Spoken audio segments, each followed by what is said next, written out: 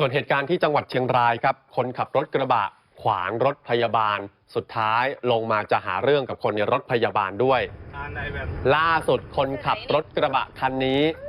เข้าขอโทษโรงพยาบาลแล้วนะครับฝากถึงว่าขอโทษทุกสิ่งทุกอย่างที่กระทำลงไป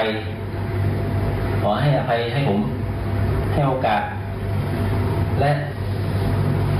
ผมสำนึกผิดเลยจึงต้องมาขอโทษนั่นแหละครับเจ้าตัวมาพร้อมกระเช้าสำนึกผิดแล้วส่วนรองผู้อำนวยการโรงพยาบาลพานนะครับเภสัชกรหญิงวาสนาก็บอกว่าขอให้ระลึกเสมอว่าการเปิดสัญญาณไฟไซเรนนั้นหมายถึงมีความจำเป็นที่ต้องเคลื่อนย้ายผู้ป่วยอย่างแน่นอน